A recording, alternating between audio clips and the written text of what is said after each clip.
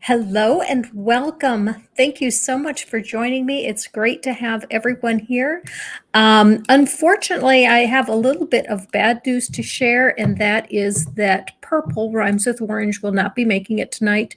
Purple had an issue that she had to deal with, and so she is not able to make it. But I do have with me Kitty and Jade. Hi. And Jyuni. Hello, everyone. And it's girls' night. Hell yeah. Yay. And so I thought I would have a stream just for sharing Christian experiences. We all have Christian experiences. Some of them are amusing, some of them are hurtful. And so I thought we could begin by sharing a couple of our own experiences. And then afterward, I want to open it up. And I really intended most of this stream to be driven by the chat.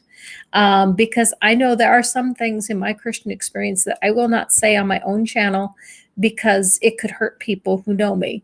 But when people come into the chat on another channel, coming into my stream, you're on the chat, your friends and family can't see that. And so it's a safe place to share things that are difficult to share someplace else. And so I wanted this to be a safe place for people in the chat to share experiences they may have had, and we'll talk about and discuss how to deal with any experiences that you've had. And so I do want to stress that this is not a therapy session.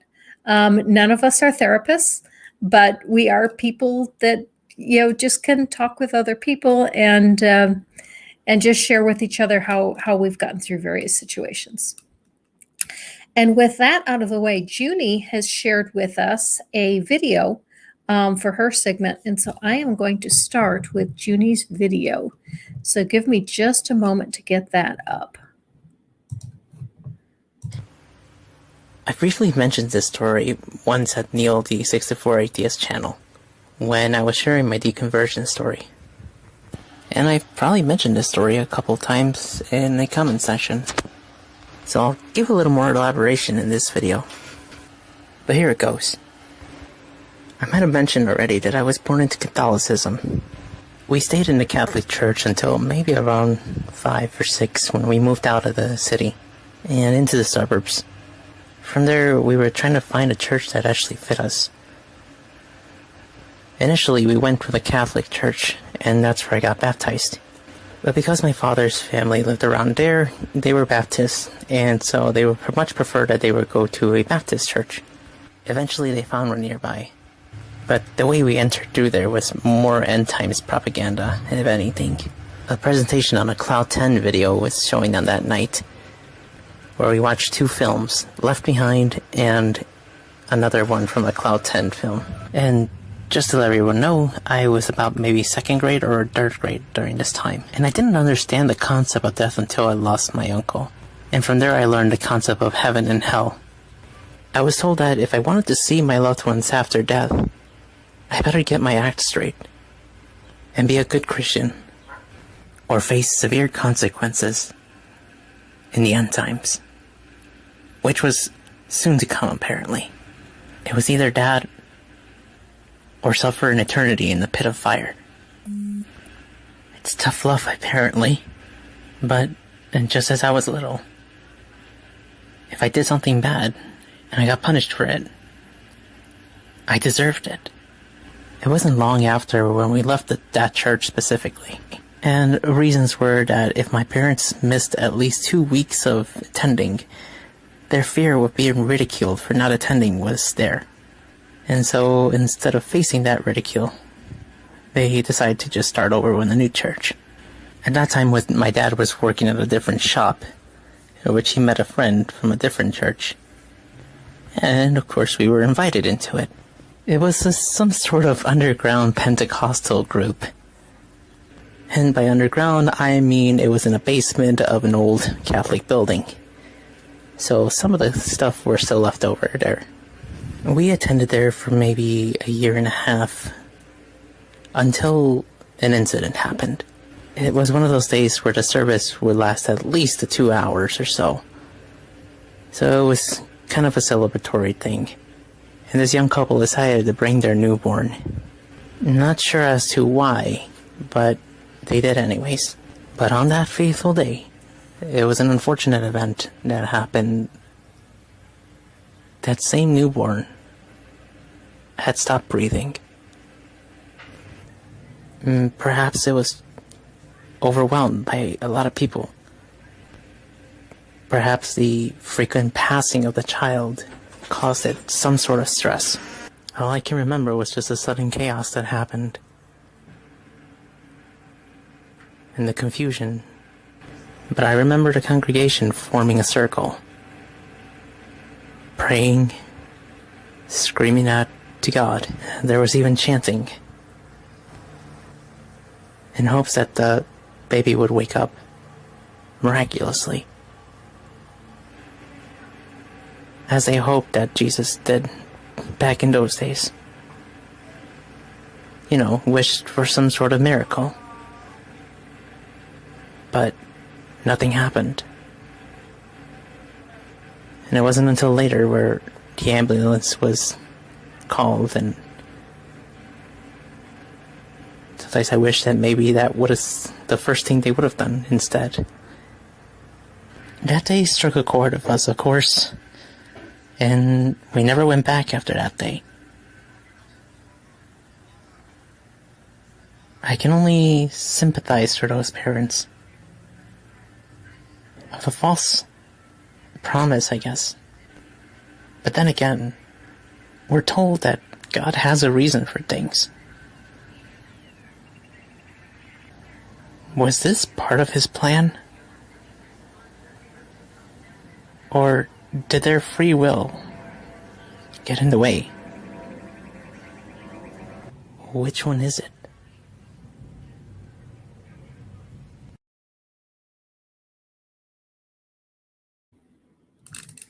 Okay, Jyuni, thank you very much for that story. That was interesting. No worries. And let me remind everybody, this was the same church for, well, the last one right there was the same church that my dad ended up playing a role of one of the Roman soldiers who ended up beating Jesus and nailing him to a cross. So ironically, I had to watch him do that. But yeah, it was one of those moments where, you know, it had us, you know, ponder a lot of things. But, you know, it was pretty tough. Well, I don't think that the adults really think about how this is affecting the children.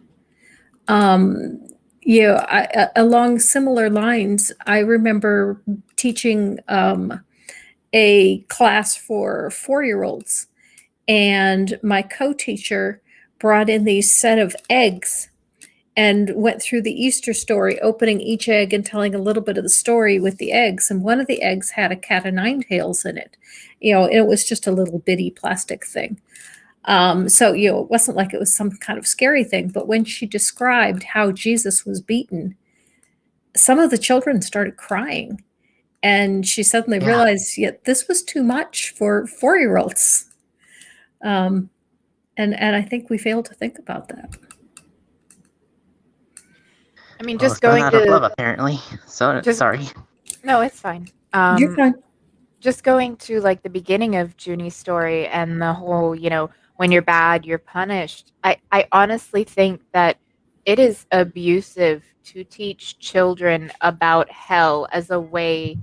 I mean, it's one thing to say, oh, you know, like Santa only brings presents to good boys and girls, you know, like that. It's a reward. It's, you know, more a carrot thing.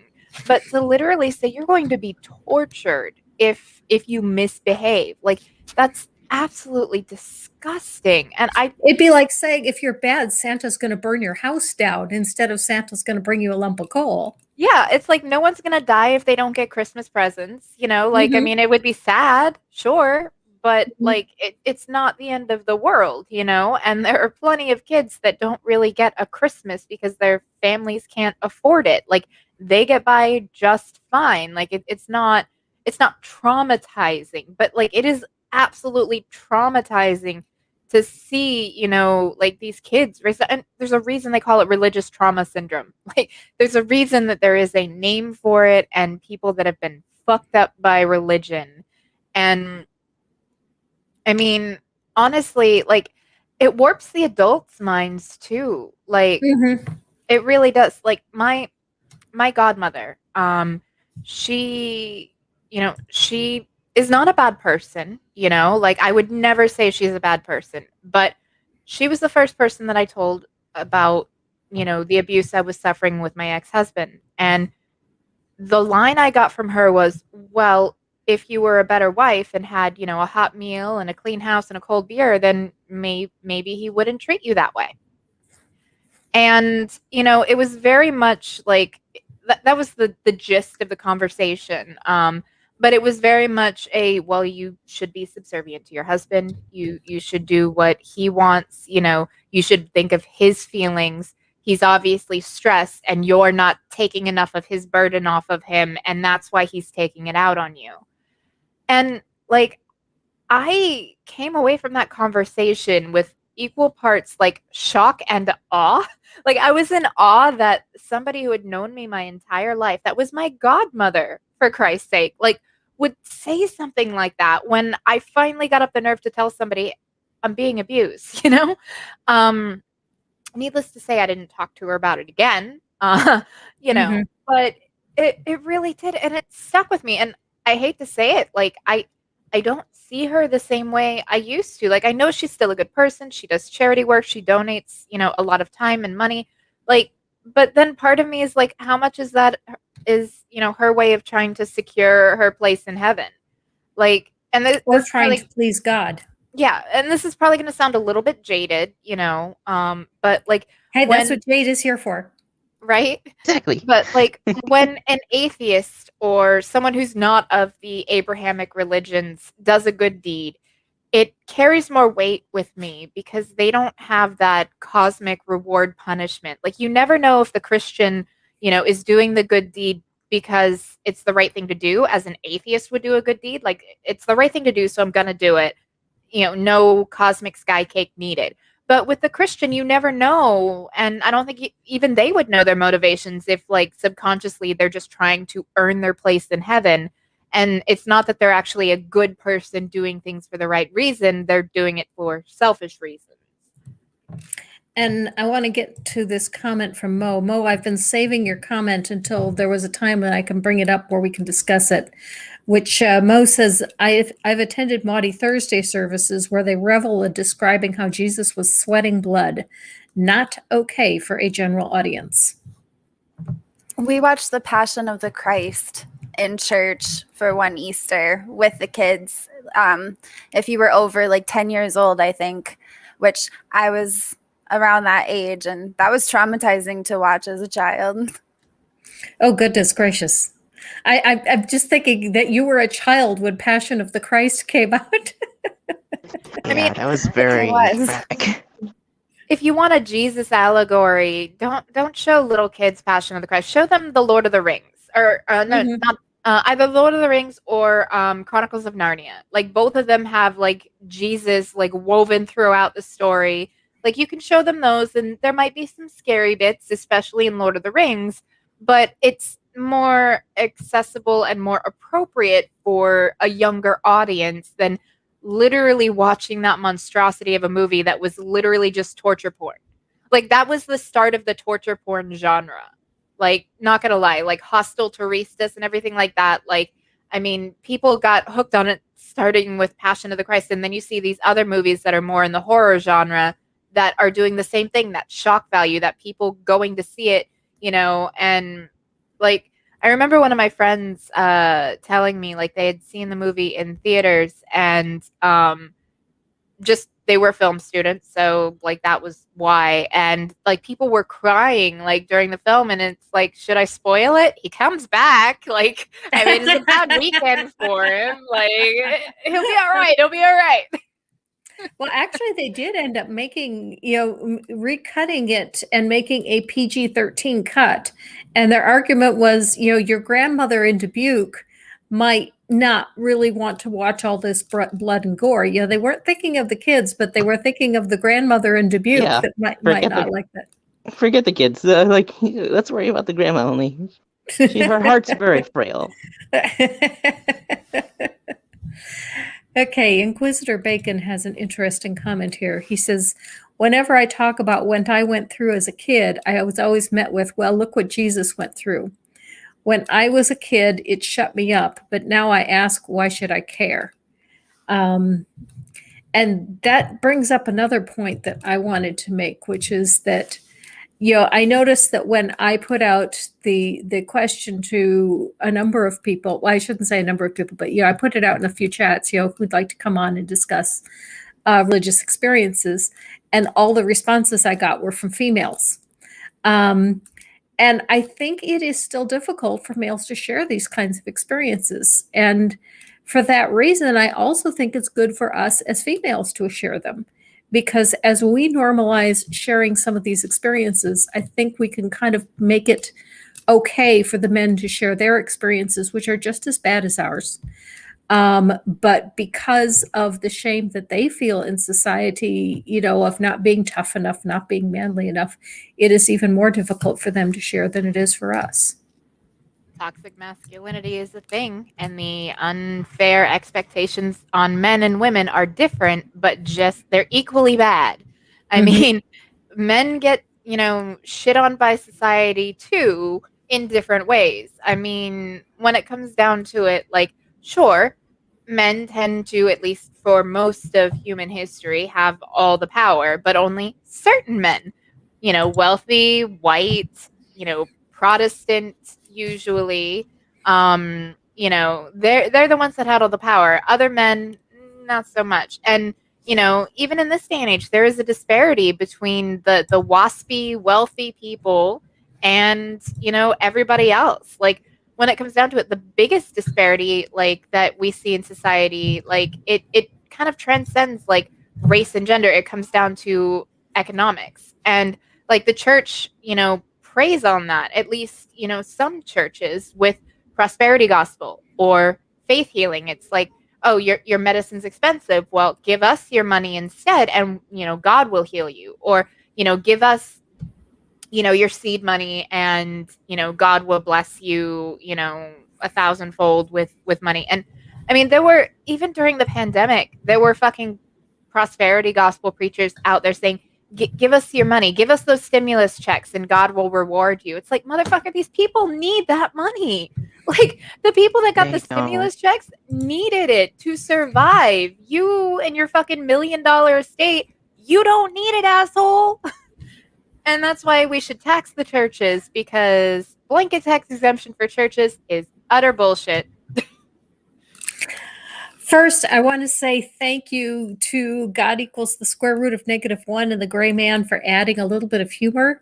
Whenever you get into deep, dark topics, it is always good to have a little bit of humor to break it up, and to make it a spoonful of sugar to help the medicine go down. And second, goodness, I derailed my own train of thought here. Which is why I do a lot of pre-recorded stuff. Will derail. Yeah. So, Jade, would you like to share something? Mine is kind of similar in the scaring kids tactics. When I was a kid, we had to watch Halloween was extremely negative in our church. We shouldn't celebrate.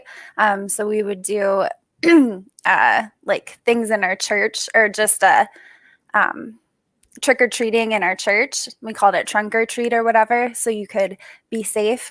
But in order to teach us about the dangers of Halloween, our church had all of the older kids, again, probably 10 to 15, come out to the church, or come out into the adult service, and showed us a Halloween video about what happens during Halloween. And it was basically that yes, satanic panic, yes. If you were a girl, especially, a young girl, you were pure, so Satanists would try to kidnap you. And so this story was these two girls have been kidnapped, and she was telling her experiences of watching, these girls were kidnapped, they were raped, they were drugged, they were brought to an altar on Halloween night in the middle of nowhere. And then she explained in quite graphic detail how they cut, this girl's wrists and her throat, and they let the blood drain from her, and that this was what they do every Halloween all over the world in these different satanic cults. I don't remember exactly how old I was, but I felt sick to my stomach watching this video and was legitimately terrified for a while that if I went out trick-or-treating on Halloween night, that I could be kidnapped and this could happen to me. Goodness gracious. I actually don't have any childhood experiences because I was a very young child in church, but my parents left the church when I was about 7, and I chose to go to church myself when I was 16. And so I missed all those formative years in church. Not that I missed anything, just that I at least got to escape that. And that probably is why it was a little easier for me to leave the faith, is I didn't have that ingrained indoctrination that, oh no, if you leave, all these terrible things are going to happen. Yeah, it made it hard even as an adult coming out of religion, because I was terrified that hell was still real, and that was a hard concept for me to get rid of. And so even starting to question my faith, it was scary for me because, you're told you're not supposed to question God, and you're not supposed to question anything that the Bible says. And so I started to have these questions, and I was scared of even having them. And then I was scared that if I was wrong, I was definitely going to hell. So for me to actually say out loud that I was an atheist was kind of terrifying. I was a little worried I might be struck down by lightning at that moment. Yeah, Jade. I was one of those Christians, even as a maybe young teen, like preteen, and going into high school. I was one of those people that put out signs that, sorry, no candy here. This is a Christian household. So Yeah.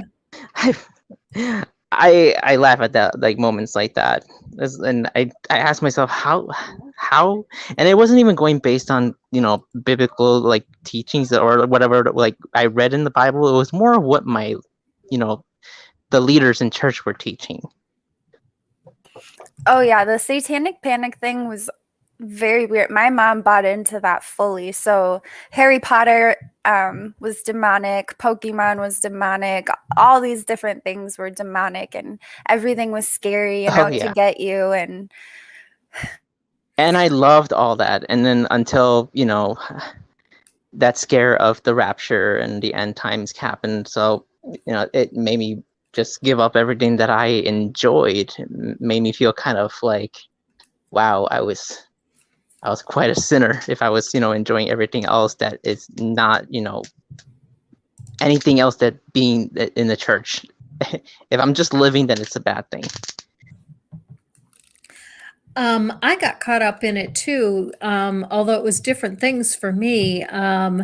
When I was a teenager, the things that they satanic panicked over was plastic credit cards, Ozzy Osbourne, anything heavy metal, punk, just stuff like that. Did you say punk? Mm-hmm. Punk rock. I was the punk rocker in high school, but I wanted to prove to the congregation that I can look the part and dress in black, but still be a good Christian, because all that mattered was inside my heart, not what was outside. Mm-hmm. My sister had that approach as well. She wore more of the dark clothes and had more of a gothic phase, which the church frowned upon because the appearance of evil is bad as well. So that's what they always told her. Yeah, my church was like, black represents death, right? And I said, yeah, and Jesus died for us too, right? Yeah, but you should wear more colors or maybe even white because that's life. So that was the stuff I got. Okay, so the last time I went to a Catholic service was actually over the weekend because Chris's younger Same brother here. went through his confirmation on Saturday. And even though I'm an atheist, like he's family and, you know, you go as a sign of support. Like his mother even thanked me because they have other family members that are more evangelical and they refuse to go. And like she knows I'm an atheist. She's like, thank you for being here to support my son. And I'm like, of course, you know. But I did have a little bit of fun with it. And his mom even laughed. She just said, please don't bring that energy drink to the church because it said black magic and it had a pentagram on it. But I basically dressed up as like a cosplay that was between punk pirate and Catholic schoolgirl with a vest and skirt that I made. So you can see cool. purple hair, long boots, the vest, the shirt I bought at Target, but the vest I made myself and the skirt I made myself. So like I had fun with it, you know, and I literally did have let's see if I can zoom in here. My energy drink was literally called Black Magic and had a pentagram on it. And like I to be respectful, I drank it before we went to the church, you know, but it was a little tongue-in-cheek. And his mom appreciated it. She thought it was funny and it was lighthearted and everything like that. She's just like, please don't bring it to the church. But like, I mean, I sat there and it had been a long time since I'd been to a Catholic service. I still remembered all the lines, but I didn't, you know, say them, you know. Once or twice I almost did out of reflex though, because like that shit gets ingrained into you and it's like, you know, peace be with you and also with you. And it's like fucking hell. But towards the end of the service, like it was a relatively light-hearted service, you know, welcoming the new members into the fold, because in Catholicism, you're not considered a full member of the church until you go through confirmation, and it's basically your adult choice, even though it happens at like 14. Your adult choice to join the church, and then you're counted as a Catholic for life at that point. They still consider me a Catholic, even though I have not been a Catholic since I wasn't a Catholic when I got confirmed. I was forced by my mother, but I have not been a Catholic for 20 years. But they still count me as a Catholic because it's really hard to get excommunicated these days. My grandmother got excommunicated for divorcing her alcoholic and abusive husband, but I can't get excommunicated for shit. But anyways, so like, I think if you tell them you're a Satan worshiper or that you've been a member of Wiccan, they might. Maybe. But you never know. They do want to pad those numbers because, you know, political clout. But during the service, it was mostly lighthearted and everything like that. But then, you know, he got to the point where he's talking about you should fear God. And I'm rolling my eyes, but I'm also like incredibly uncomfortable because even in a lighthearted service, they're still talking about fearing God. That's abuse. Like if you are told that, you know, you need to fear somebody, they love you, but you need to fear them. You should never fear someone that loves you. Mm-hmm. If they truly love you, you should not fear them. Full stop. If you fear someone that claims to love you, they don't love you and you need to get the fuck out. Like, yeah. Seriously. It's more of a control tactic. It is. And it made me like, I didn't burst into flames walking in the Catholic church, you know, but like my skin started to crawl at that point, and it had nothing to do with the fact that I was an atheist in a Catholic service. It had to do with the fact that they're literally promoting abusive ideology. And, you know, if God is abusive and you're supposed to fear and love God, and then you end up married, you're not supposed to divorce. So you're supposed to fear, you know, your husband. Like, or if you do fear your husband, you lump that into, well, you know, he's over me, you know, just like God, and he's the head of the household. If, you know, I do as I'm told, then sure, I fear him, but as long as I'm good, then I won't be punished. And it really gets you into a toxic mindset that allows you to tolerate abuse that you should run from. And it will destroy you. Sorry, rant over. No worries. I also attended a Catholic service over the weekend, but not for a positive thing, I guess. We recently lost a family member on my partner's side of the family, so that was the unfortunate part.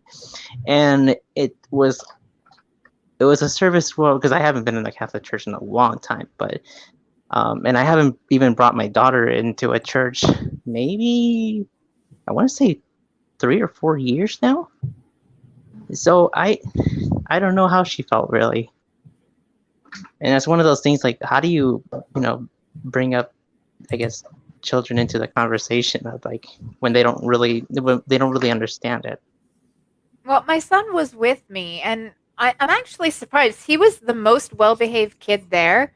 It was his first time ever in a church service, and he's on the autism spectrum, and he was the most well-behaved kid there. So I was super proud. But he had his iPad. He was listening to his music. We had it turned down low so it wasn't disturbing anyone. But, when people started clapping, he clapped along. When they started playing music on the organ and everything and singing songs, he was happy because he loves music and he loves pianos. So, like, he didn't really care what they were talking about. He wasn't paying attention. He just liked the music. He liked the stand-up, sit-down, part of it. Like, when you had to pull out the knee pads from the bottom of the pew, like, he was fascinated by those. So I had to keep my foot on them afterwards so he didn't keep knocking them down and hitting me in the shins. He just sat there, fiddled with his iPad to choose different music. He was super chill about it. But I know, like, it's one of those things, like, I didn't feel bad about bringing him because one time isn't going to make a difference. Like, I didn't baptize him. Oh, yeah. I'm not raising him in religion. When he gets a little bit older, I will teach him about religion, but more of a, from a cultural and historical perspective. It's like, okay, these people believe this, those people believe that, not endorsing an ideology, but just explaining the gamut of all the thousands of religions and thousands of gods that, humans have come up with over the years. Absolutely. Yeah, that's kind of the method where I'm going at, with, like, I won't be close to the idea of, teaching so she can understand, and not only for references, like, if she, sees something and I want her to understand the context of it, I guess. But yeah, it's not a bad thing, unless you're watching, something that, is supposed to install fear into you the first time. Like the Passion of the Christ. Yes. Yeah.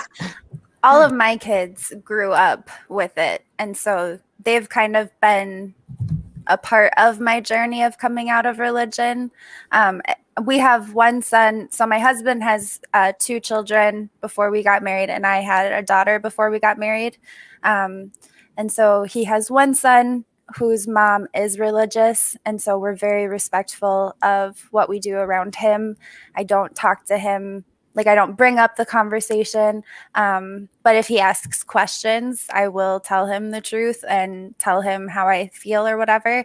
And then I'll show him, if he's asking a question about why I believe something, I'll show him where I got that information so that he can see for himself. That way, hopefully no one ever thinks that I'm trying to steer him any direction. But like my other son, he has fully embraced this because he's studied it as well.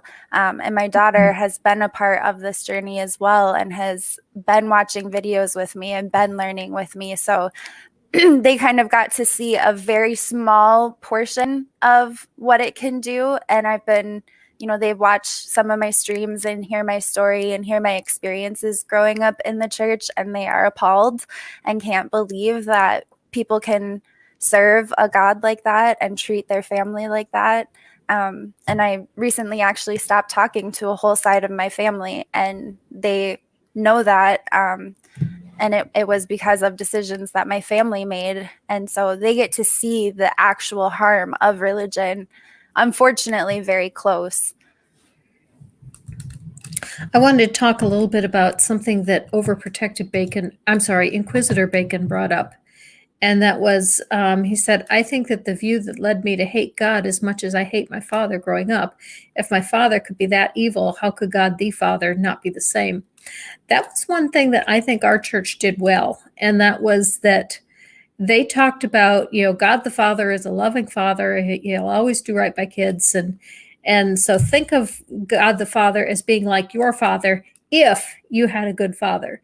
But if you had a bad father, then try to think of what a good father would be. They did try to differentiate that, and they did recognize that not all children, not all people grew up with a good father.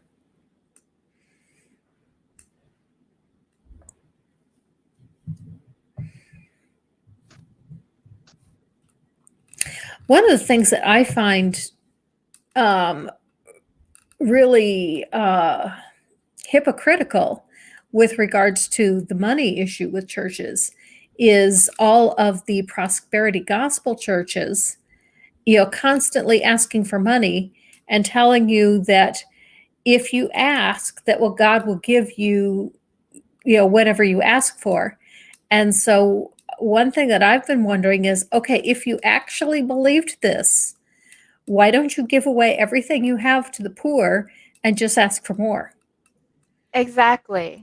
I mean, when it comes down to it, like, I agree with someone said earlier in the chat that, the prosperity, give me your money preachers should be prosecuted. I believe that too. It is literally a scam, designed to fleece the faithful of their funds, And you've got people that are on fixed income and they're giving their last dollars away, skipping meals, just in the false hopes that God will come through for them in the end. And they never reevaluate that. They never say, well, it didn't work this time. Because the preachers say, well, if it doesn't work, then your faith wasn't strong enough. It's your fault. It has nothing to do with God. It's not that we're scamming you. It's that you weren't faithful enough. So you deserve this. And so prove your own faith. Give it all away and, let God give you some more. If Job was able to get through with nothing and still was faithful to God, then so can you. Like, if God was real, there would be something like tangible that you could see. Like, I'll tell you right now, if I ever ascended to godhood, if I woke up tomorrow and was a god, everybody would know it because every single mosquito and flea and tick on the planet would get Thanos snapped to oblivion. So, and those giant, like, palmetto bugs, the ones that fly in your face. Yeah, fuck those guys too.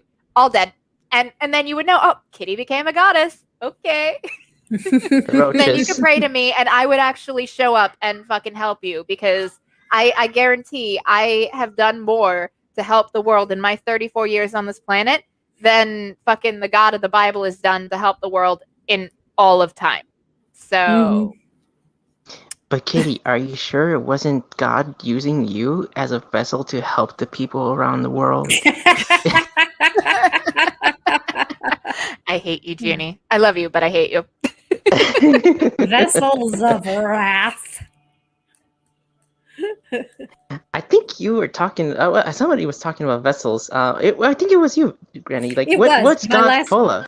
Yeah, that was my last video. Was what is God full of?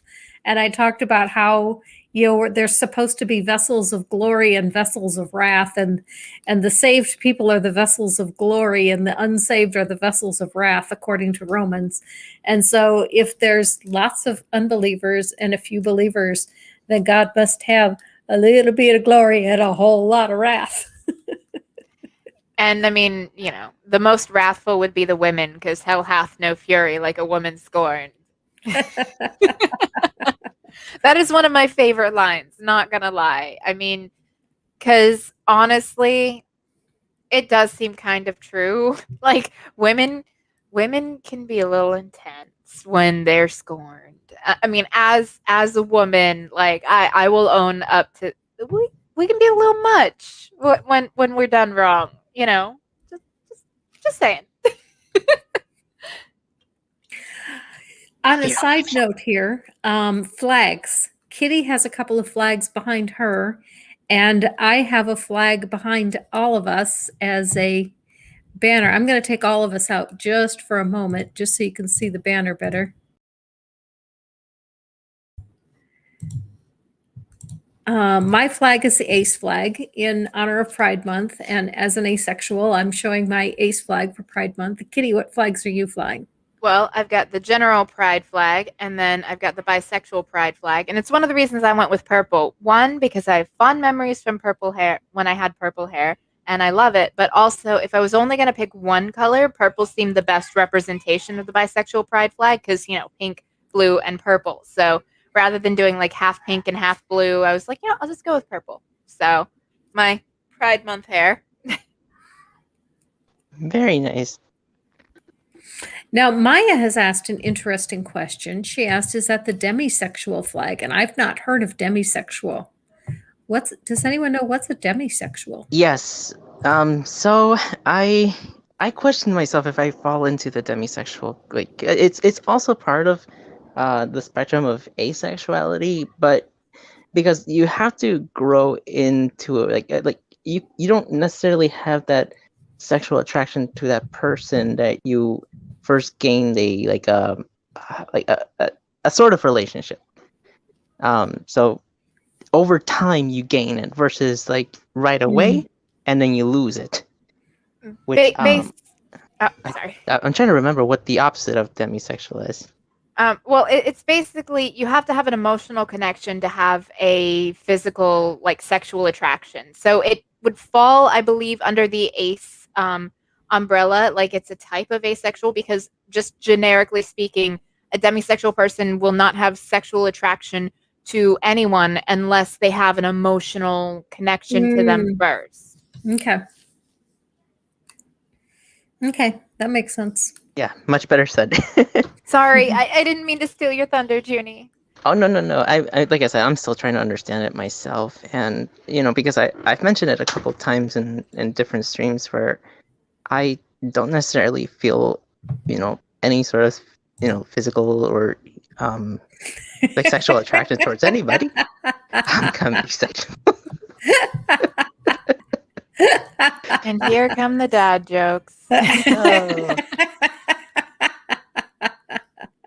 I love Randy.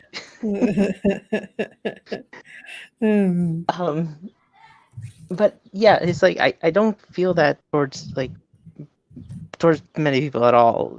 So it's really, really rare when I find any sort of like attraction unless I get that, that relationship over time. And I've been with my partner for maybe 11 years now. So like that physical attraction just grew over time.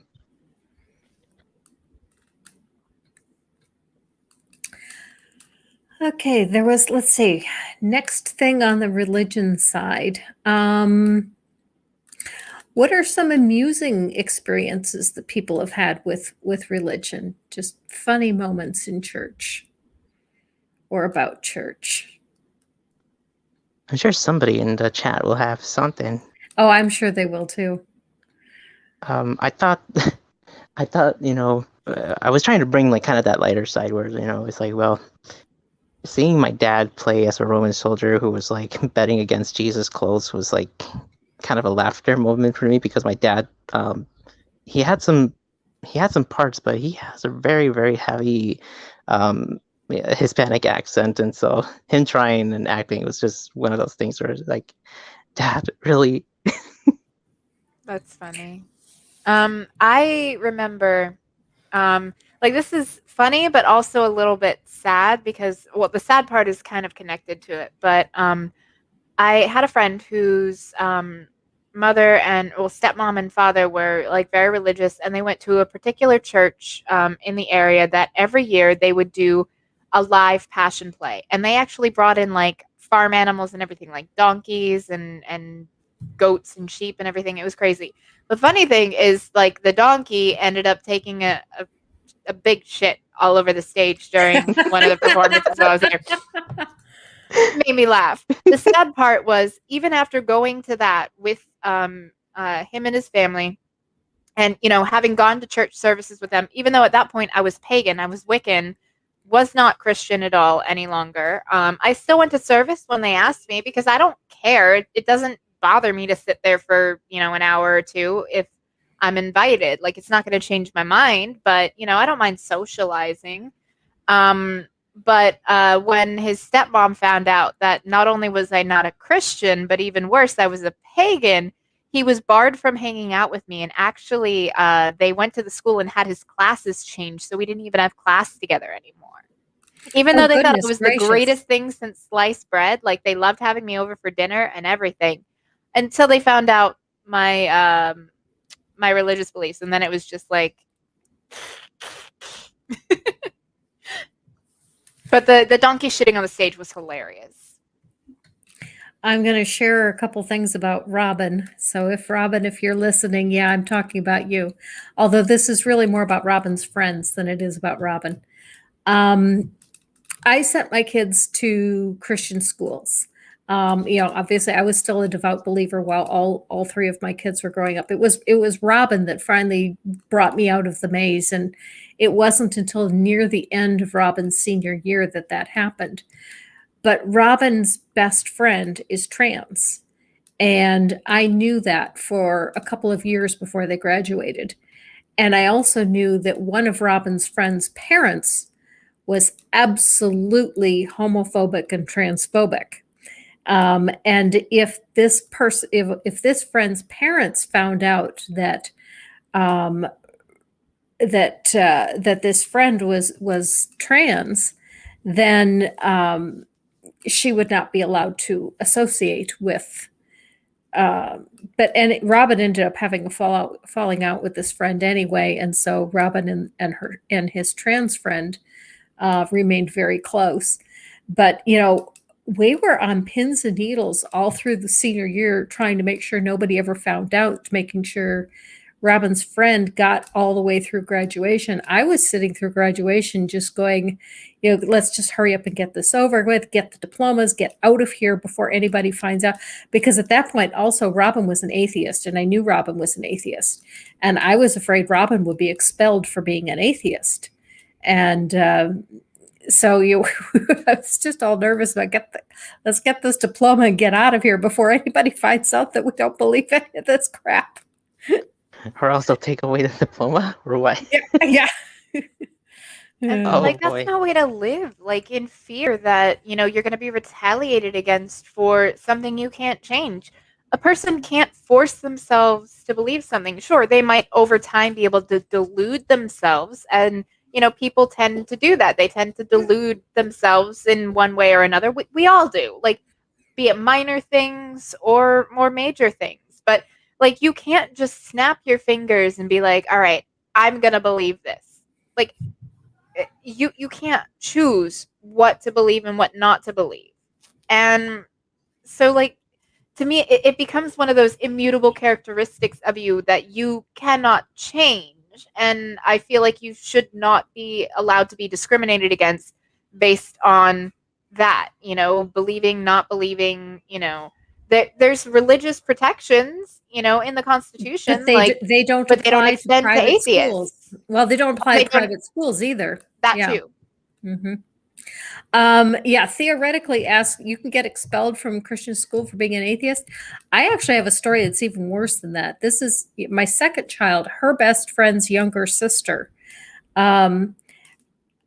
She's not gay, but one day she and a friend were just happy and expressing their happiness. They went skipping down the hall holding hands, and somebody reported to the principal that they were gay. And this girl got called into the principal's office and was threatened, and her parents were called in, and they were going to expel her for being gay. That's insane. Yes, it is. And she's not even gay. Like, how do you confirm that? And these are just kids. Yeah. Well, now they were high school. Yeah, these were 16-year-olds. Mm-hmm. And that's why they found it kind of odd that 16-year-old girls were skipping. And holding hands. I definitely did that with some girls in church when I was 16 years old.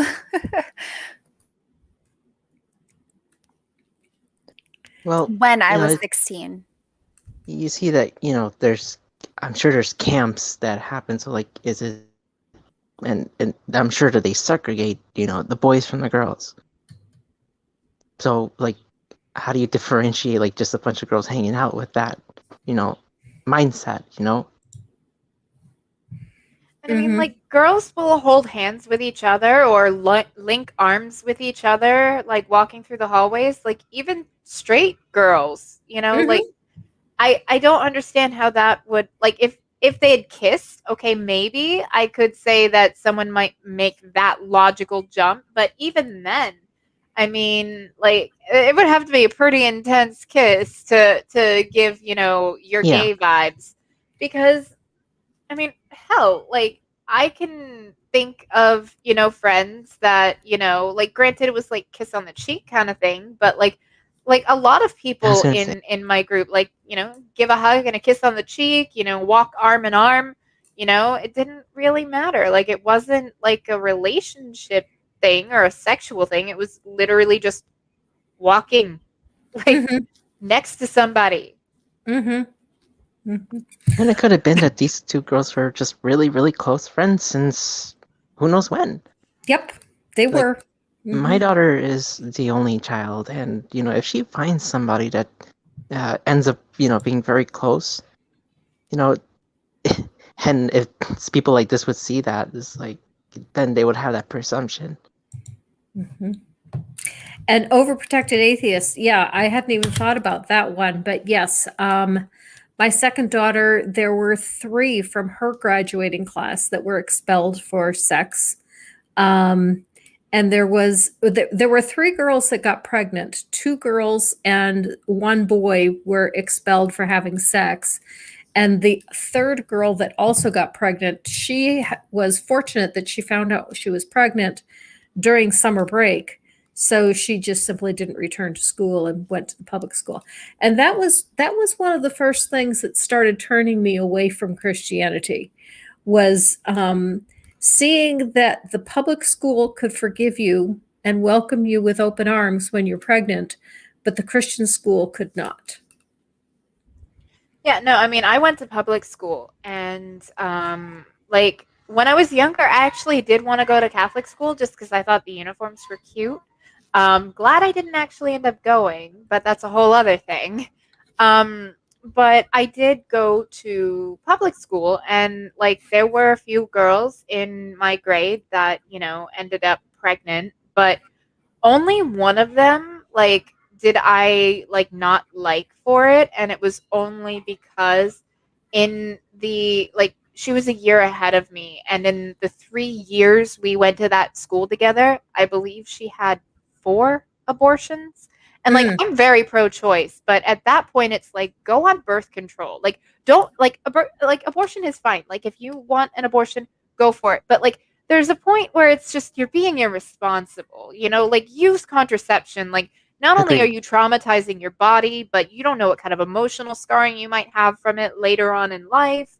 And it's also way more expensive than going down to Planned Parenthood and getting a script for the pill, or at the very least some condoms. So it's like, it made my skin crawl. And like, I've been very pro-choice my entire life, but that is the one person I remember, like, in my entire life that I've ever been like, just fucking keep your legs closed or go on the pill or something. Just please, like, stop. Like, 4 abortions in 3 years. Like, enough is enough, Could be the lack of, the education when it comes to sex education.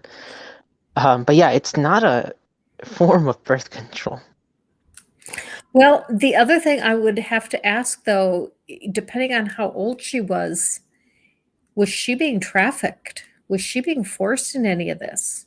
I mean, she never said anything. She never had any, like, bruising or anything. She didn't have any drug problems other than, smoking weed and drinking alcohol, but we all did that. So, more than once I went to class, after having drank vodka and Kool-Aid from a water bottle in the morning, just because one year I had a teacher I could not stand. But yeah, like, she didn't have any, like, drug issues, like no track marks or anything like that. She, was involved in other, like, after school activities, and I would think if she was, like they wouldn't allow her to be part of those activities, because they'd want her out there making as much money as possible, working her a lot of hours. And like she had a part-time job, working at a fast food restaurant, and she was involved in some extracurriculars. So I don't think so, but it is possible. It's also possible that it could have been like a family member. However, the thing is she had a vehicle, and like there was a Planned Parenthood right down the street. So ultimately, like at some point she made a choice to not at least go on birth control. It might not have stopped what might have been happening to her. And, like I said, I don't know. And she was really well adjusted, didn't have any other issues other than that. So I'll never know for sure. But, like I said, there was a Planned Parenthood literally within walking distance of the high school. Oh, wow. That's really cool. Yeah, like it was a long walk, but like it was like the same, like when we would get out of school early, we'd walk to the mall. And if you walked that way, like in another direction, you could get to like, a Planned Parenthood clinic. I don't know if it's still open there anymore or not. They might have moved, but regardless, like the option was there. There was also the health department for the county, which also did like Planned Parenthood type services, not abortions, but they did birth control. And if you went down there, you could get a baggie full of condoms for free. So like in my area, like they made contraception, accessible. And same thing with STD screenings. You could go to the health department to get them or to Planned Parenthood. And again, both of them were within, 2 miles or so of the school. So, but the school was also, my high school was right next to a college, like a university. And so like there was the community college, then there was actually a university like half a mile down the road. And it's a big university, Embry-Riddle, the Embry-Riddle Aeronautical University. Yeah.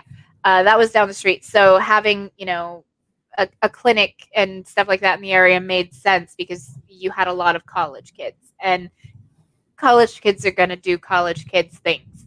And that involves experimentation of all kinds. And yeah. Oh man, I have fond memories from college. I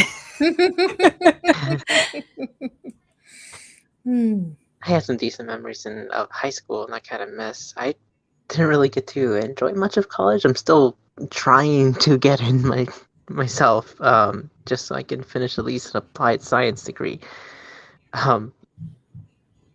But I think just going to college got me out of, a specific religion and just believing in any deity, really, because of an anthropology class. Just learning how civilizations and society work and why they do the things that they do, including making certain beliefs, was something that kind of started making sense to me. And so, like for an example, why does the sun go up, or why does it turn night?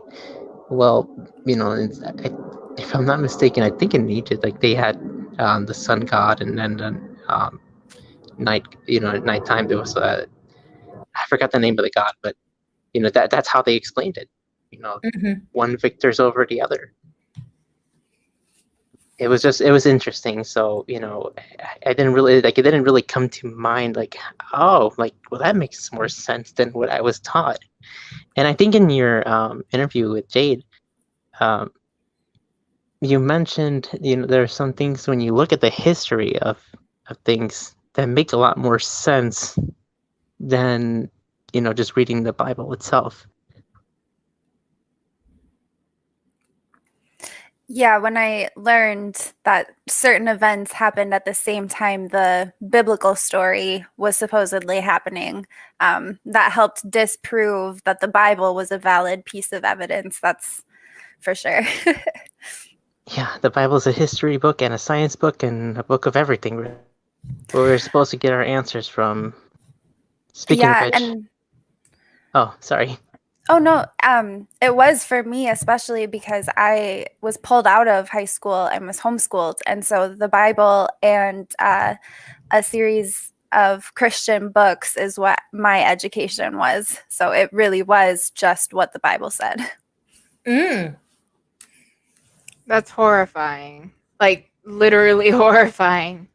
Yes, I now at 28 years old, I'm learning a lot of stuff that like my 16-year-old knows, but Ugh, I feel old.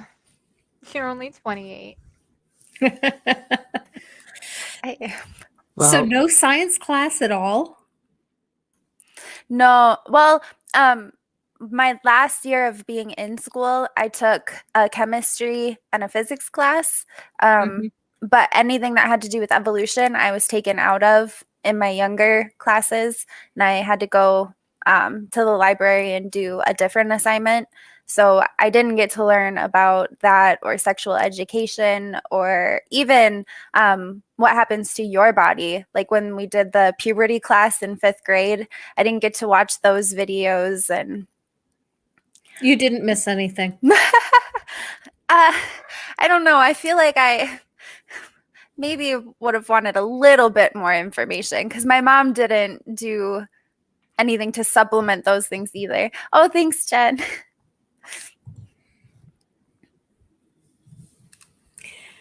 Yeah, I did see the sex eds videos in school. They separated the boys from the girls, and I have no idea what they taught the boys. But basically they told us what happens to our bodies, when we have periods, but it really had nothing to do with sex. It was only about menstruation. So my entire sex education came from my dad, who said, "Don't get pregnant before you get married." That was pretty much mine too. And then my youth group pastor telling me that because my mom, my grandma, and my great-grandma all had gotten pregnant before marriage, that no matter what, I was going to end up pregnant before I got married. And Susan Turpin says the sex ed at my middle school was called Sex Can Wait. Yep, it was Texas. Actually, I take it back. I did, what Susan said reminded me of one other thing, which actually was an excellent presentation.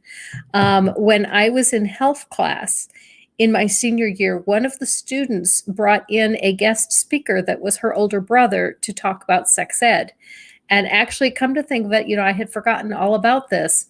But he gave a speech on sex ed. And at that point, I was a believer and I was very into the purity thing. And he did this entire thing on, the different methods of contraception. And I was wanting to find fault with it and think of, all these. The guy was a medical doctor. There was absolutely nothing wrong with what he said. And when he was finished, I was like, okay, I could find no fault with it. Yeah, my mom's policy was let's just not talk about it and then you'll never want to do it, which is not how life works. Yeah, that it'll magically just, happen and you'll know what to do. Yeah, and that's another thing. Like once you get married, you're just magically supposed to know what sex is now and what you're supposed to do and that you have rights as a woman in a sexual relationship. Still, like I was definitely under the impression that when you were married, you owed your husband sex no matter what, and you could not say no. So there's so many toxic ideas that are put in with that. I was gonna say, are you sure there's not like an achievement unlocked once you get married? You'll suddenly know how to do it. Yeah, that's kind of what I thought. I was hoping, anyways. One thought that I heard frequently expressed by young Christian males was, okay, the girls need to keep themselves pure for their husbands, but when we get married, one of us needs to know what we're doing. So, I've got to have sex so that I learn what to do. I did hear things like that as well. The only time purity culture ever popped up was actually in high school. It turned out that there was a couple that came to our school and presented it. And this couple just so happened to be part of the last church that I attended. and I knew them before I even went there. So it's like when I finally got to that church, I was like, oh, I remember you now. You're those, you know, you're like into our school. And it was a whole week where they pretty much presented the whole idea that, you know, they brought like a demonstration of I don't know if anybody's heard of the house presentation, where, you know, you got to have good foundation, and, you know, sex and children come last, because if you do it in reverse in any way, the house will come crumbling down. And so, you know, to those who are struggling, you know, financially and such, because they had children before getting married at a young age or so, then they deserved it because they didn't follow the way it was supposed to be.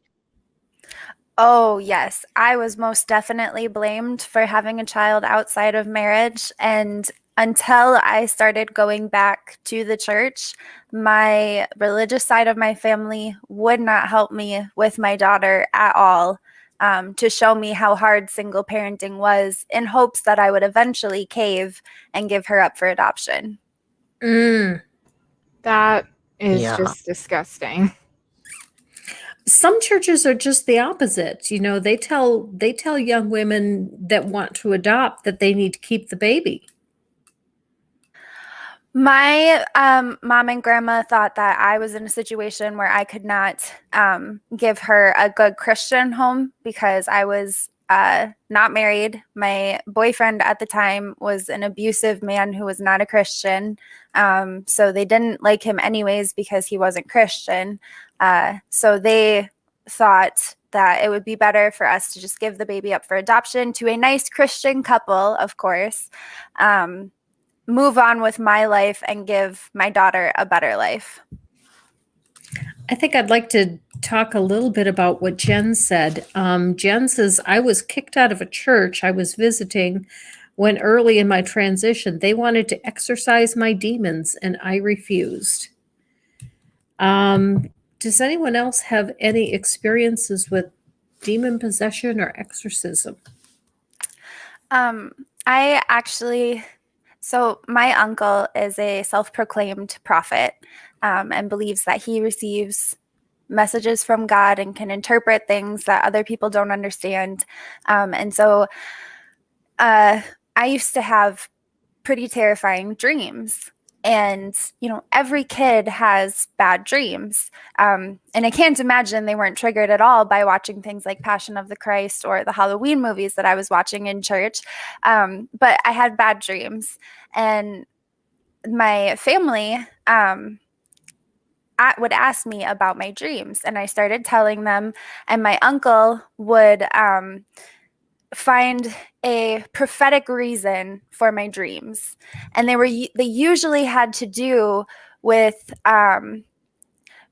how I was being deceived by Satan and wasn't doing something that I was supposed to be doing, and so they were always really concerned about demons around me, I guess. Also because, you know, my dad was atheist, so they thought automatically that he was a Satanist, because you can't really not believe in God. So he clearly was a Satanist. So they were worried that spending time with him would allow demons to attach to me. So one day I rented a book from the school library, and there was a bookmark that happened to be in this book that happened to have like 666 and an upside down cross on it. I have no idea where this bookmark came from. It literally had to have just been in there when I got the book. But my mom found it and freaked out and believed that I had brought home a demon with me and that Satan was like part of or whatever. He was working bad things. So my uncle came and prayed over the house with some stuff I don't know, he did some incense thing all over the house and prayed Sounds over the like house. voodoo, doesn't it? I mean, a little bit. And then Was it white sage? maybe Okay, I was that's really little. pagan. Okay, I'm not sure. I was a little younger at this time, so I just remember the craziness that was going on around me, but I don't remember what he used. I just remember that it was something that smoked over the house, and he was praying over the house, and Probably incense. probably.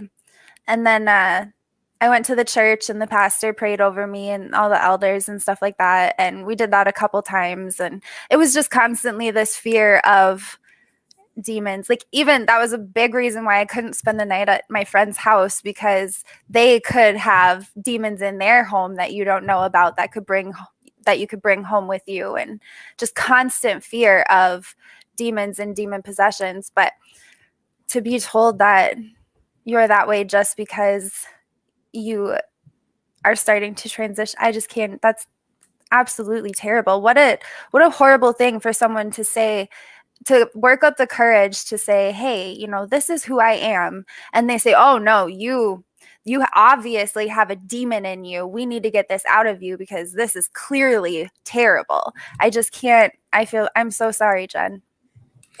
I was holding off on this comment until you were finished. Harmonica Man says that yes, and I have the scars where I was exercising. It says scares, but he corrected. He meant scars. Oops. Well, I'm sure scares too, you know. Yeah, I'm sure there are scares too. And those exorcisms can have lethal consequences. Mhm. Actually, the first girl that I ever had, romantic relations with, I convinced her. I mean, like, she wanted to anyway, but I still kind of hate myself for this. I convinced her, hey, your parents love you, sure, they're Christian, but they love you. Like, they should love you no matter what. Like, I was young and dumb and naive. And, I was like, you should tell them, that you're lesbian. Like, there's nothing wrong with that. Just, be true to yourself. They'll love you no matter what. That was incredibly short-sighted on my part, because they did the whole pray the gay away thing, and they tried to exorcise her, and the stress of it led to her taking her own life. So, yeah, it can really fuck people up. I really, really hate religion, and especially the dogmatism. Like, if your religion says do you, and like, you focus on your own shit and not worry about like other people, I don't care. And even if your religion tells you to worry about other people, if you don't, I don't care. Like, your own personal beliefs that end at the tip of your nose, go for it. Do you? I don't care. But the minute that you then try to enforce those standards on other people, and do so with violence, like, be it actual physical violence or emotional violence, like, that's where I draw the line. And I hate religion like that. And it's the dogmatism. Like, there are tons of religious people that they just believe what they believe and they don't hurt anybody. And I got no beef with them. But the ones that feel that they have to force others to their beliefs, the ones that feel that it is okay to hold somebody down and try to literally smash their face with a Bible, praying over them that they're somehow damaged and evil and unpure, and that your stupid fucking book is going to fix it, and a few words muttered and some oil smeared around. No, fuck you. Like, mind your own damn business and leave everybody else alone. Like, fuck. So if you're getting hit by the Bible and the Bible like loses a few pages, what happens? I don't know. Like, that'd be a bad omen. But I need a lighter note. Sorry, but has anybody seen the film Saved? It had Mandy Moore in it, and it basically, the story revolves around a young, good Christian girl going to a Christian school who is underwater in a pool. Like, her boyfriend tells her he's gay, and she's underwater in a pool.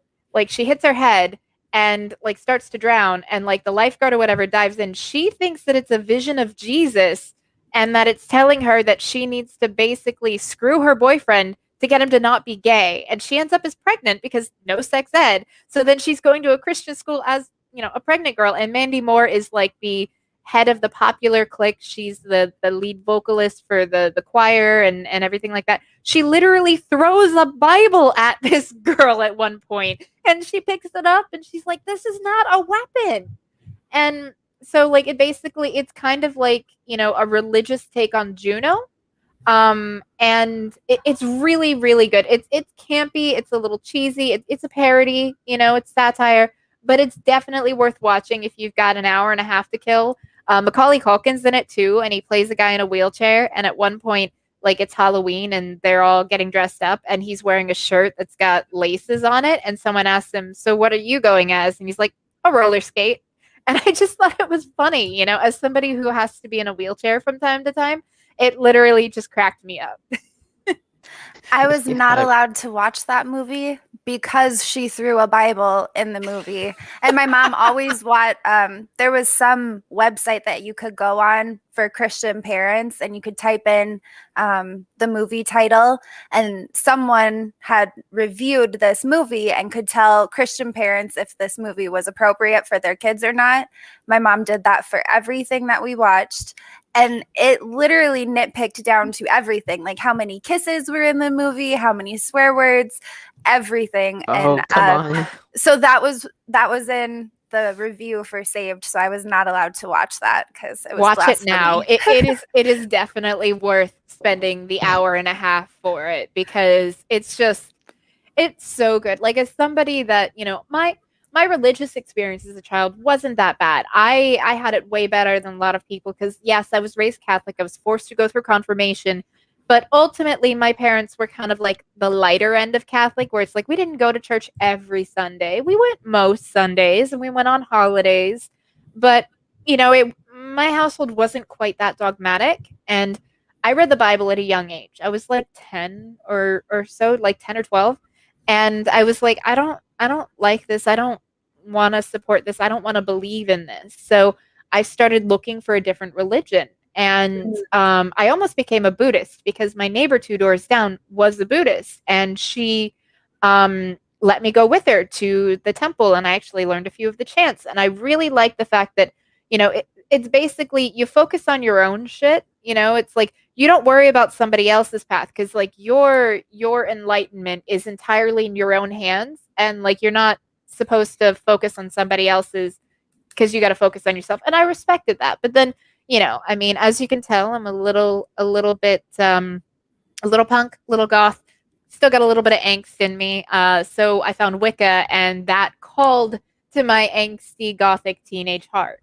And so I talked to my dad about it. He actually bought me my first books on Wicca. My mother was a different story. Like, she did the whole, it's devil worship and stuff. And my dad's like, no, it's not.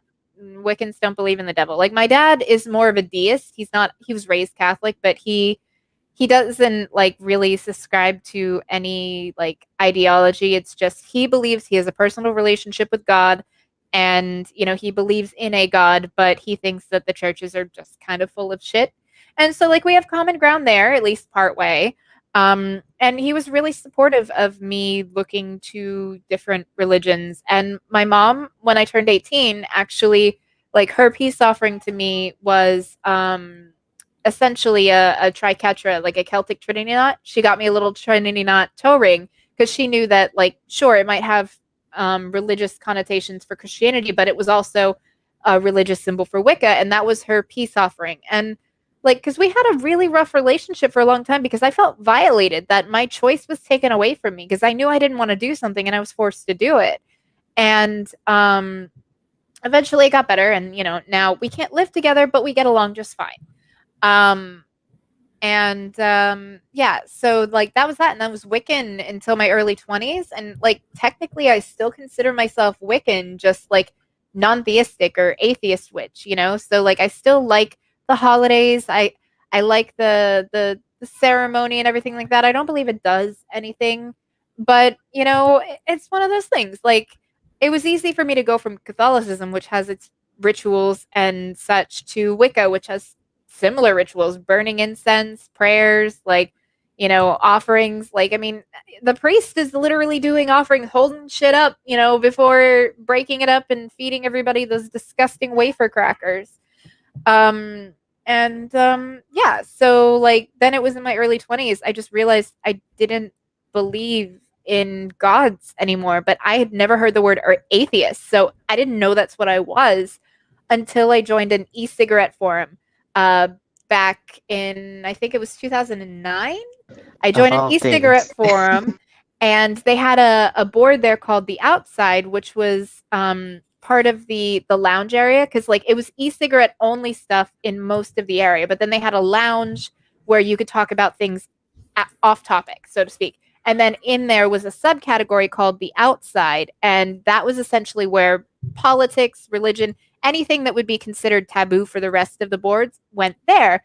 And I made some friends there. One of them, like in the topic of conversation, you just said, I'm an atheist. And I'm like, I think I know what that word means, because I know that, you know, A means without, and theist, you know, means, you know, God or religion. And so, but I looked it up and I'm like, holy shit, I'm an atheist. Okay. Like, that's how I found out I was an atheist, because like I already knew I didn't believe, but I didn't have the word for it until I joined the e-cigarette forum when I quit smoking. Yeah, of all things, right? Right? Yeah, and I it was hard because you know, kind of like what Jay was saying, that when you hear the word atheist, and especially when you're in the religion, you kind of told that, you know, you have to associate them with Satan for some reason. So anything that dealt with like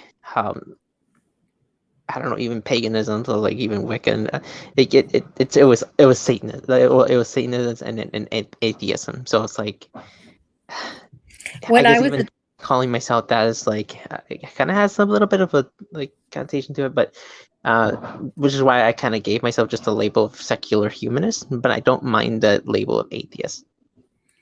When I was a teen, there were rumors that Procter and Gamble was a Satanist organization because their symbol was a sun and a moon. Oh wow! How did they get to that conclusion? There was a lot of satanic panic in the 70s.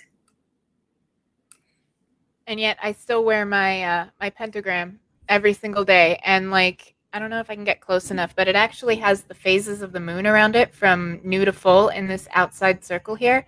I've literally had this necklace for over 15 years. And my first pentagram was actually this ring here, which was given to me back in high school by my friend's brother.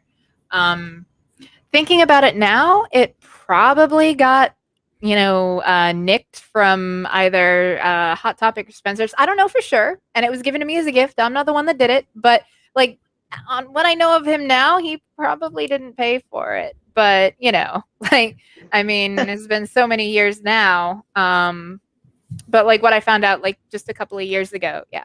But no, I still have this, and it's still, I always wear it unless I have to have an MRI.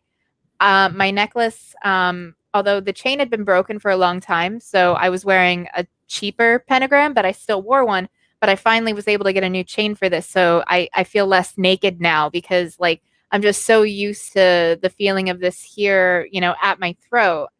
And then I've got my little snake ring here, because I love snakes and I'm a Slytherin. So Slytherin house represent.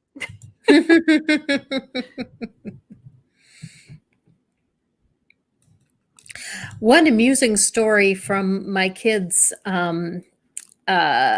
Christian school. One of my daughters, and I can't remember which one, was sick and had to do some makeup work. And the makeup work my child brought home was a Ken Ham video. And I watched it with my child, and I was just, I wouldn't say shocked. That goes a little too far, but I was appalled that the school would recommend this to kids, because one of the things that they tell the kids is, if your teacher tells you in science class that evolution happened, you should ask your teacher, were you there?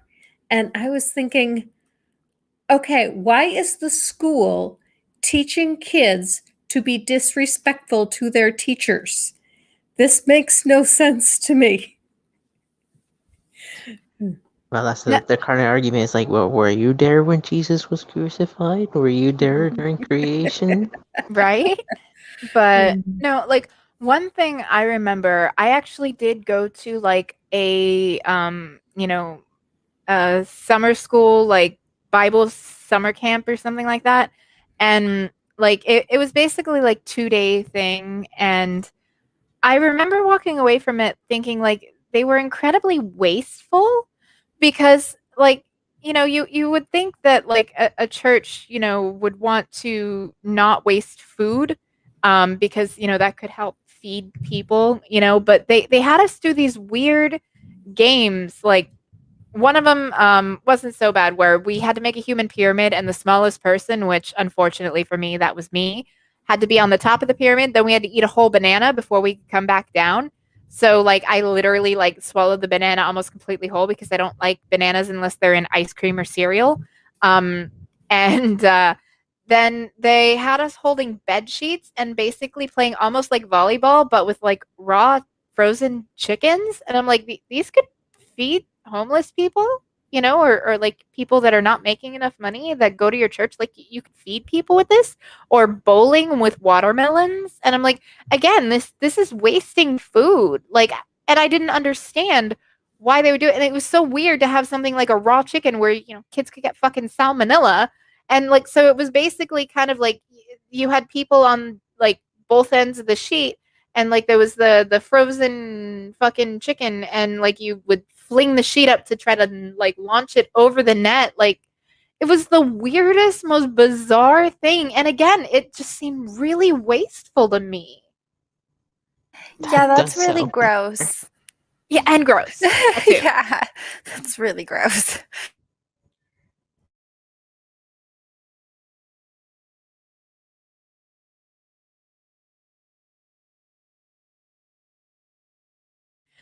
But yeah, and then there was one thing when I was in high school. I actually volunteered at a church. It was oh no, GG.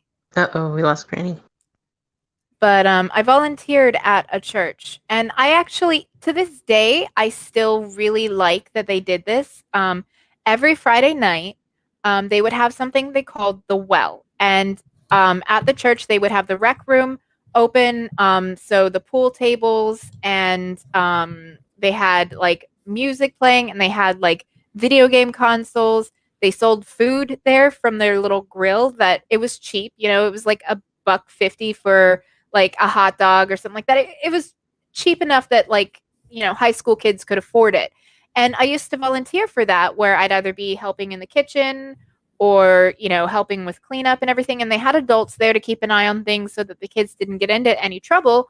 But their whole thing was, we want to give kids a safe place on Friday nights that they can hang out to essentially keep them out of trouble. And regardless of the fact that, you know, it was done by a church, there was no preaching going on during this. It was treated very secularly. Like every now and again, the youth pastor who ran it would perform with his band, and he was in a Christian rock group. So like Christian music would play sometimes, but honestly, there wasn't any like indoctrination or anything like that. It was strictly, you know, anybody is welcome. You know, it was free to get in. If you wanted food, you could get it for really cheap.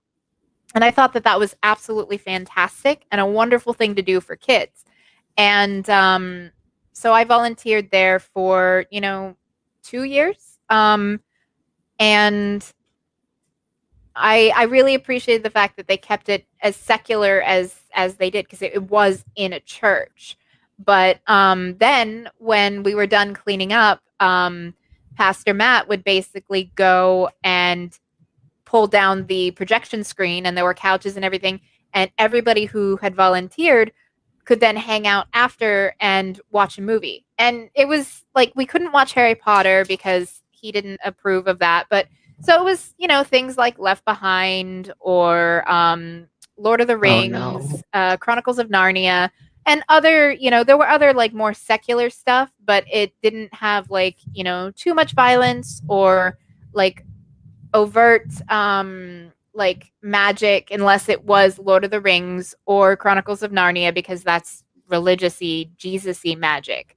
So that was okay, but the others weren't. But it's like, okay, you know what, whatever. That's them just, you know, trying to make it fun for the people that stayed and volunteered. And if you did volunteer, you got to eat for free, which was nice. So you know, you could pick whatever like meal that they served, because they basically did hamburgers and hot dogs, and then they had bags of chips and soda. So again, it was, you know, the food wasn't bad. It wasn't amazing, but it was cheap. And if you volunteered, you got to eat for free, which was cool. And I wish more people and places would do that, you know, give safe spaces for kids to, you know, kind of have a little bit of freedom to hang out and be like, yeah, we're hanging out on a Friday night. There's music playing. We got video games, pool tables, darts. Like, it was a great time, but it was also, you know, monitored. Like, there were several adults there keeping an eye on things so that, like, you didn't have people sneaking off to, like, do inappropriate things with each other. Like, it was monitored. It was supervised, but it was also free enough that you felt like you were really going out on a Friday night instead of, you know, just sitting at home. And I love that. I had kind of this humanist group a little earlier, I guess in my college years. We wanted to collab with a church because I think it was more easier that way to, you know, get more people in to, you know, help feed the homeless and do the same thing, like we were saying, do some activities like for the younger people as well. But I think, you know, just because I was not necessarily Christian and I didn't, you know, associate myself much with the church at all, I think that's the main reason why they didn't want to do it. Although their excuse was like, well, we're a small church and we can't do it. You know, I don't know. I think it struck a chord with me. It's like, well, why not? Yet I bring it up with a, I guess you can say an anime club, and we were able to do it just fine. You know, so we went downtown and, you know, gave care packages to the, you know, to the homeless, and even gave out some money to those who needed it. It's like, well, if we were able to do that, how come the church didn't want to do that with me? So that, I don't know, that it kind of like angered me a bit. But I was chuckling at Gray Man's comment that he made a song called "Bang Your Head for God." oh, Well, we've been going for an hour and a half now, so it's time for us to wrap it up. And I'm going to give each of you a chance, if there's something you had wanted to say but you didn't get a chance to get that in real quickly, and also to shill for anything that you'd like to shill for. And let's go ahead and start with you, Kitty. Okay. Well, I mean, I kind of talked a lot tonight, so I'm not going to add any closing points other than just, you know, like, be decent. Like, this one life is the only thing you're guaranteed. So, like, enjoy it, live it, you know, don't hurt other people, you know, just live your life, let others live theirs as long as they're not hurting anybody. Get vaccinated, you know, still wear a mask and socially distance because we're not out of the woods yet. And as far as shilling on Thursday night, I believe we will have a What the Fuck show on Jen's Little Corner. And we're going to be talking about Pride related issues. So definitely check that out. It will be 10 p.m. Eastern time or 7 p.m. Pacific time, which is 7 p.m. Pacific time. So like, wherever you fall in that, you know, time zone, it's going to be between one of those two for you. If you're on the East Coast like me, it's 10 o'clock at night. If you're on the West Coast, then it's at 7. And then after that, usually Purple Rhymes with Orange, she has her show that I believe starts at midnight Central time on Purple Rhymes with Orange. And I want to shill her stuff because she wasn't able to make it here and shill for herself. Other than that, I hope everybody has a wonderful night. Be good to each other, please. And if there is anyone here that you don't know, if you don't know Kitty or Jade or Jyuni or Purple, links to all of their channels are in the description to this video. Okay, Jade, what do you have coming up? I'm hoping to put out another video this week talking about purity culture. It's kind of where I'm starting with, just because that's been the hardest thing for me to let go of coming out of religion. Some things were pretty easy. That's been the hardest one. Learning to love my body and be okay with sex in general has been very difficult. So I'm hoping to do another video this week on that. I did an interview with the Harmonic Atheist this morning. So he's going to be editing that and putting it out sometime this week or next week, hopefully. So when that comes out, I'll be sharing that as well. It was super awesome to talk to him. And we really went into more details of like my younger childhood growing up and stuff. So hopefully that'll be out soon. And I think that's all I have. Thank you so much for having me on. This was a lot of fun. Okay, great. Jyuni. Well, I don't have anything that's coming out soon, but I am working on, a couple of production stuff in the background. So, and I won't be releasing them till the fall. And speaking of, the Bible and everything, my parents had somebody at their congregation wanting to speak to me, so I am we talked a bit the other day, and then we kind of have a planned meeting for later on to talk about the inerrant Word of God and see what happens. But one of my favorite topics. Yeah, so we'll see if that makes it into the channel at all. But Jaded, I heard that you're new to the community, so welcome. Thank you so much. Yes, and it was nice to meet you. I don't think I've been on a stream. Actually, I don't think I've been on with either one of you before, have I? No. I don't think so. Yeah, I've seen you in a couple of interviews with Granny and also with Jen, and I've seen a couple of your videos as well. I'm still trying to catch up with everybody's content.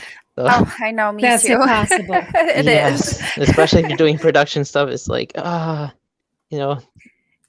Oh, you wish you had the power to, to control time. But if you haven't subscribed to Jaded, there she is. Check her out. Thank you. Jade, the video that I recommended to you for your child that explained atheism at a child's level, I told you there were two of them. The second one I did was a collab with Jyuni. And okay. Jyuni does a storyboard in that one. Oh, cool. Mm-hmm. Do you know the names? I'll have to get the names of those. One's called, the first one is called, Hey Mom, What's an Atheist? That's not the collab. The collab one is called Grandma, Why Are There Atheists? Okay. Yeah, I need to check that out. Okay. And I'm sorry, Jyuni, I didn't realize you were first. And if you haven't subscribed to Granny, what are you doing? Yes. Because of you, Granny, I've met a lot of amazing people here, and I think you've given me the opportunity to, I guess, open myself up as well. So I thank you for that. And I'm glad that you've gone as far as you have. Well, thank you so much. I appreciate that. What I have coming up as far as a produced video this week, I have returned to Barf Pastor Grayson Fritz. And if you don't remember, Kitty remembers Grayson Fritz. I gave him an award nearly a year ago for having the worst sermon I have ever heard. And so I did a response to him, which I entitled Reverse Discrimination, because he said in his sermon that men don't need to get permission from their wives to have sex. Women need permission from their husbands to not have sex. And he's also an extreme homophobe. He's an NIFB pastor. And the second time I did a video on him was when he did a video where the title of the video was that he was trying to get taken down off of YouTube. And he went on a transphobic rant that was so graphic that I was surprised that not only did I report him, do a video on it, and get a dozen other people to report him, that video is still up. I remember that. Yeah. And now he's done another one, and his video is called Flags, Hags, and Executive Orders. But 12 minutes into the video, he admits that he was being deceptive, that he stuck an L in there so the video didn't get taken down by YouTube. So that's what we're doing. Back to Grayson Fritz, the hate pastor. All right, we need a joke so that we don't have to end on such a dark note. And I see that Nikki is in the chat, and Nikki is the queen of dad jokes. Nikki, do you have a joke for us? And now I've put Nikki on the spot, and I hope she can type fast enough to get something for us. But I just hate to end this on such a dark note. I know. Nikki's lovely. I know. I love Nikki. Unfortunately, when talking about your experiences growing up in religion, it's hard to end on a good note. True. That's a good point. So what I will give you though is, we've all had some bad experiences. We all know that leaving religion is one of the best things that we've ever done. I think talking about our experiences helps us to heal. And that's why I wanted to have this stream. And I'd like to have some more streams like this. And eventually I'd like to get some men. And from what he said, if he can stand it, I'd really like to get Harmonica Man into here. It sounds like he's got some really good stories, although I realize that sharing some of that stuff is not easy. So until next time, everyone, live your life. Bye. Take care, everyone.